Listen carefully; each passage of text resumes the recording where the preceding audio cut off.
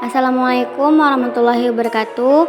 Perkenalkan, kami dari kelompok 5. Di sini kami akan mempresentasikan hasil diskusi kami mengenai tantangan dan strategi untuk memastikan keamanan pangan saat menggunakan teknologi suhu rendah yang beranggotakan saya sendiri, Vina Fadila, Rizka Rahmayulis, Nailus Azmi, dan Widya Ningsih. Ini saya akan menjelaskan tantangan dalam menggunakan teknologi suhu rendah, yaitu sebagai berikut. Yang pertama itu terjadinya penurunan kandungan vitamin, antara lain vitamin C. Terjadinya penurunan vitamin C karena vitamin C sering juga disebut sebagai asam askorbat, yang dimana vitamin C ini merupakan vitamin yang paling sederhana dan mudah berubah akibat oksidasi.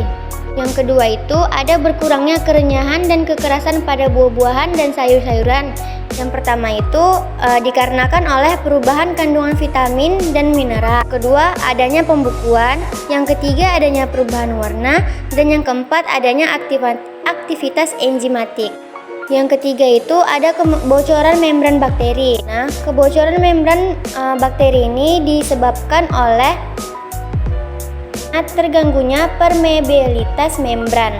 Ketika bakteri terkena suhu rendah, membran selnya menjadi lebih kaku dan kurang permeabel, sehingga dapat menyebabkan kebocoran dari isi sel tersebut. Ini karena suhu rendah dapat menyebabkan dehidrasi pada sel yang dapat menyebabkan guncangan osmotik dan kerusakan membran. Selain itu, suhu rendah dapat menyebabkan stres pada bakteri non-psikrofilik sehingga dapat menghambat pertumbuhannya dan menyebabkan kematian. Oleh karena itu, penting untuk kita menyimpan makanan pada suhu rendah agar mencegah pertumbuhan bakteri.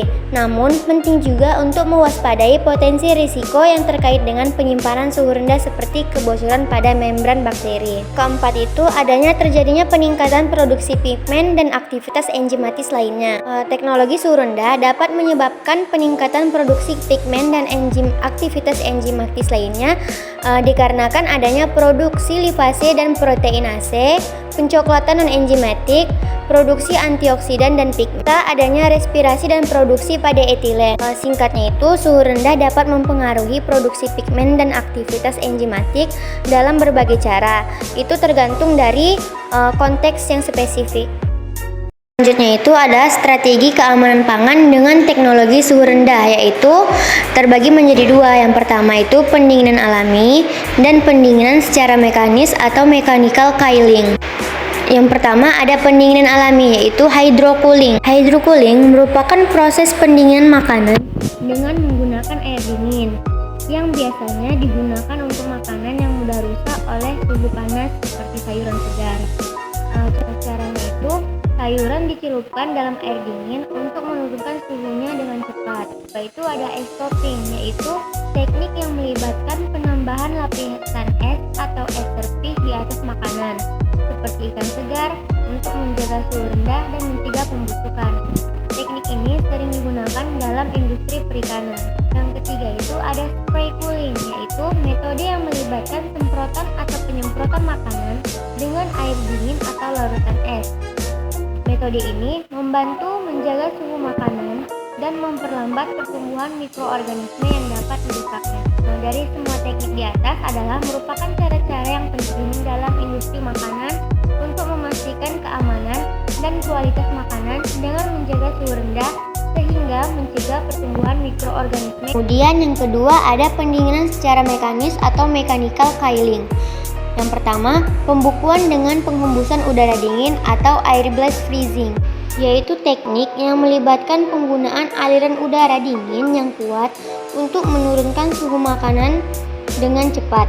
Makanan ditempatkan dalam ruang yang dilengkapi dengan pengatur suhu dan kipas yang mengarahkan udara dingin ke makanan. Hal ini digunakan dalam industri makanan beku seperti makanan beku cepat saji. Yang kedua itu ada pembukuan kontak atau plate atau kontak freezing atau plate freezing, yaitu metode yang melibatkan meletakkan makanan pada permukaan yang dingin seperti plat logam yang disirkulasi oleh cairan pendingin yang dapat membantu menurunkan suhu makanan dengan cepat karena kontak langsung dengan permukaan dingin. Ketiga itu ada pembukuan kontak tidak langsung, yaitu teknik ini serupa dengan metode sebelumnya, tetapi dalam hal ini makanan tidak langsung bersentuhan dengan permukaan dingin, tapi sebaliknya panas makanan akan ditransfer melalui perantara seperti lembaran kertas logam atau rak berlapis dingin. Terakhir ada perendaman langsung dengan bahan pendingin, yaitu metode yang melibatkan merendam makanan dalam larutan bahan pendingin seperti larutan garam ataupun gula. Larutan ini dapat menjaga suhu makanan tetap rendah dan juga dapat memberikan rasa atau tekstur tambahan. Pembukuan merupakan cara yang efektif untuk memperpanjang umur simpan. Maka dari itu, untuk menjaga makanan dan kualitasnya. Pembukuan merupakan cara yang efektif untuk memperpanjang umur simpan makanan dan menjaga kualitasnya dengan memperlambat pertumbuhan mikroorganisme dan reaksi kimia yang merusak makanan. Untuk slide selanjutnya akan dijelaskan oleh teman saya, yaitu Rizka Rahmayulis. Kepada Rizka Rahmayulis, tempat dan waktu saya persilahkan. Baik, terima kasih. Selanjutnya kita akan membahas mengenai pengendalian makanan terhadap keracunan mikroorganisme. Keracunan makanan dapat disebabkan oleh cemaran biologis, mikroorganisme atau bahan kimia. Untuk mencegah keracunan makanan yang disebabkan oleh mikroba, terdapat beberapa cara pengendaliannya. Yang pertama, yaitu mencuci makanan dengan benar. Sebelum memasak, semua bahan makanan perlu dicuci dengan benar. Apabila setelah mengupas bahan makanan sekalipun, langkah pencucian ini harus dilakukan. Bisa saja zat patogen masuk ke dalam makanan tersebut. Yang kedua, memasak makanan dengan benar. Memasak dengan benar akan membunuh semua bakteri yang ada pada makanan. Pastikan makanan matang secara merata, terutama saat memasak makanan hewani seperti telur, daging, dan sosis. Mengolah makanan dengan matang dapat membunuh seluruh bakteri yang terkandung di dalamnya. Yang ketiga itu menyimpan makanan dengan benar. Makanan mentah dan jadi harus dipisah untuk menghindari terjadinya kontaminasi. Selain itu, antara daging mentah dan makanan laut mentah juga harus dipisahkan. Jika disimpan dalam lemari es, tempatkan pada wadah yang tertutup. Nah, yang keempat selanjutnya, menghindari makanan yang sudah kadaluarsa. Sebelum mengonsumsi makanan, selalu perhatikan masa lalunya.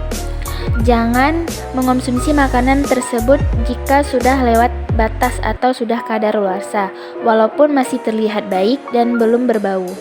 Yang kelima itu mencuci tangan. Sangat penting untuk dilakukan mencuci tangan dengan air dan sabun sebelum atau setelah menyiapkan makanan.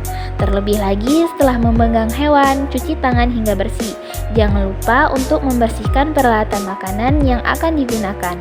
Yang keenam, selanjutnya menjaga kebersihan dapur. Membersihkan dapur secara teratur dan menjaga kebersihan alat-alat masak yang dapat membantu mencegah kontaminasi makanan. Selanjutnya kita akan bahas mengenai hambatan pembukuan cepat dan lambat.